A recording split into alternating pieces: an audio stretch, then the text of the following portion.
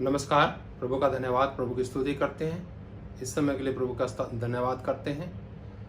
प्रियो, मेरा विश्वास है कि आप सब लोग ठीक होंगे और आज हम एक नई विश्वास के साथ और नए वचन के साथ आपके बीच में हाजिर हुए और आज का वचन विशेष करके आपकी चिंताओं को संबोधित करेगा।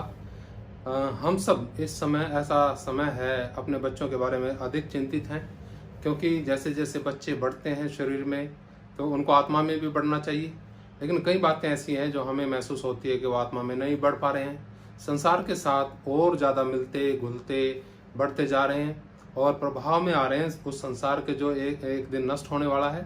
तो आइए हम प्रभु की वाणी में जाएंगे और देखेंगे परमेश्वर के वचन को, प्रभु का वचन क्या कहता है। हमें उस वचन के द्वारा जरूर आशीष मिलेगी। बड़े ध्यान से प्रार्थना के साथ ये वचन सुनेंगे। और नीति वचन में है 22 अध्याय और उसका 6 वचन लिखा है, लड़के को उसी मार्ग की शिक्षा दे जिसमें उसको चलना चाहिए और वह बुढ़ापे में भी उससे ना हटेगा। फिर पढ़ता हूँ, लड़के को उसी मार्ग की शिक्षा दे जिसमें उसको चलना चाहिए और वह बुढ़ापे में भी उससे ना हटेगा। प्रियो, हम चाहते हैं कि हमारे बच्चे अच्छे रास्ते पर चलें। जब हमारे बच्चे अच्छे रास्ते पर हम देखना चाहते हैं कि वो चले, तो हमें क्या करना है। हम यहाँ पर आते हैं कि हमने बहुत प्रयास किया, बहुत सारे काम किए कि हमारे बच्चे क्या करें, अच्छे रास्ते पे चलें, लेकिन वो नहीं चलते। कारण क्या है?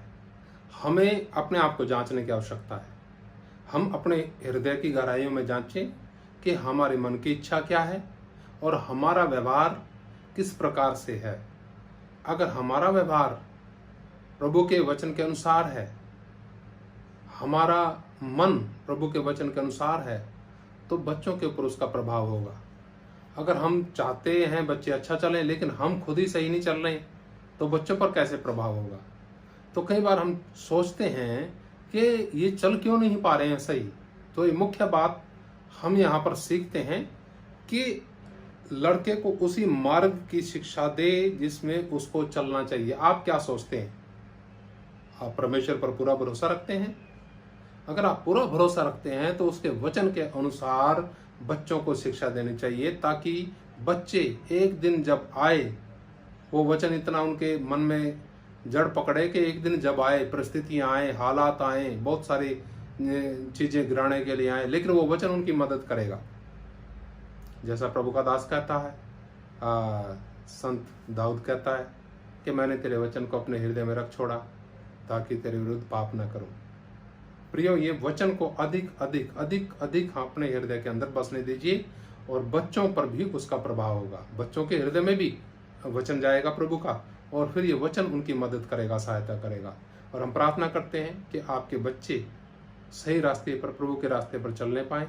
इस भौतिक संसार के अंदर संसार का बड़ा असर होता है बच्चों के ऊपर। एक और वचन पढ़ते हैं, लिखा, लड़के के 15 वचन है, लड़के के मन में मूढ़ता की गांठ बंधी रहती है, परंतु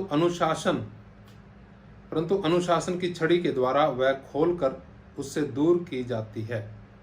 समझिएगा, अनुशासन की छड़ी। कौन सी छड़ी? खुद भी अनुशासन में रहना हमें, ताकि हमारे बच्चे शुरुआत से ही सीखें कैसे अनुशासन में रहा जाता है। मूढ़ता, मूर्खता मन के अंदर है, वो कैसे निकलेगी? जब आप अनुशासन में चलेंगे और बच्चे को भी अनुशासन सिखाएंगे। प्रभु का धन्यवाद। हम प्रार्थना करते हैं आपके बच्चों के लिए। हमेशा प्रार्थना में याद रखते हैं आपके बच्चों को कि परमेश्वर इन बच्चों को, जो हमारे मित्र प्यारों जानकारों के बच्चे हैं और दूसरे भी सब बच्चों के लिए हम प्रार्थना करते हैं कि उनका जीवन बहुत ही बेशकीमत जीवन है और ये परमेश्वर के हाथ में रहे, सुरक्षित रहेगा और परमेश्वर की योजना पूरी होगी। हमेशा प्रार्थना करते हैं, करते भी रहेंगे। प्रभु आप सबको बहुत आशीष दे। नमस्कार। मारनाथा, प्रभु यीशु मसीह बहुत जल्दी आने वाले हैं और हम सब आत्मिक तौर से तैयार रहें।